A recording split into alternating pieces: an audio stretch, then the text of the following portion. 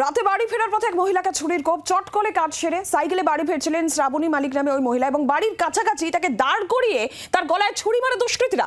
পান্ডুয়ার এই ঘটনা, পান্ডুয়ার গজিনা দাসপুরের এই ঘটনা। আহত মহিলাকে চুঁচুড়া ইমামবাড়া হাসপাতালে পুলিশ নিয়ে যায় এবং গত 5 বছর ধরে তিনি বাপের বাড়িতে থাকেন। তিনি বিবাহিত কিন্তু বাপের বাড়িতে থাকেন বলে পুলিশ সূত্রে খবর। অভিযুক্তকে, যেটা এখনো পর্যন্ত জানা যাচ্ছে যে অভিযুক্তকে চিনতে পারেননি বলে পুলিশের কাছে দাবি করেছেন ওই মহিলা। বিধান সরকার আরো বিস্তারিত বিষয়ে জানাবেন। বিধান, কি জানা যাচ্ছে এখনো পর্যন্ত? মহিলা বলছেন তিনি অভিযুক্তকে চেনেন না, কিন্তু এই রাত্রিবেলা হঠাৎ করে তার উপর এই আক্রমণের ঘটনা, পুলিশ কি বলছে? নীলাঞ্জনা, পান্ডুয়া থানার পুলিশ যেটা জানাচ্ছে যে গতকাল রাত 9টা নাগাদ যে ঘটনা ঘটেছে, সেক্ষেত্রে ওই মহিলা তিনি হাওড়ার দিকে জুট মিলে কাজ করেন এবং তিনি ফিরছিলেন সাইকেল করে পান্ডুয়া স্টেশন থেকে নেমে তিনি বাড়ি যাচ্ছিলেন।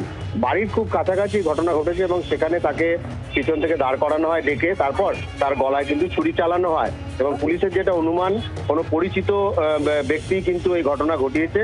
যদিও ওই মহিলা, আক্রান্ত মহিলা, তিনি কিন্তু জানিয়েছেন যে তিনি কাউকে চিনতে পারেননি কে ছিল।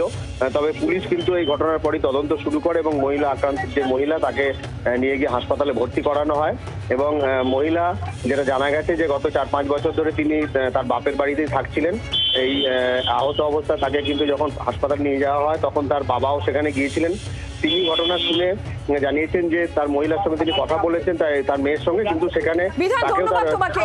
আর এই আক্রান্ত মহিলা, তিনি যদিও বা বলছেন তিনি চিনতে পারেননি কারা এই হামলার ঘটনা ঘটিয়েছে, তার কি অভিযোগ, কি বক্তব্য শুনবো?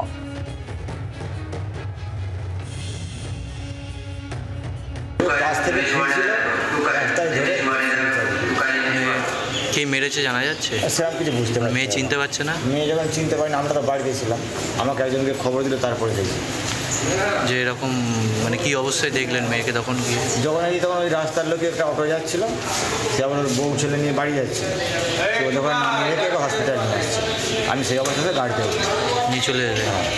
পান্ডু হসপিটালে গেলাম, ওখানে আবার ট্রান্সফার করে এখানে পাঠিয়ে দিয়েছে। বাংলার আওয়াজ, বাঙালির আবেগ, জি 24 ঘন্টা।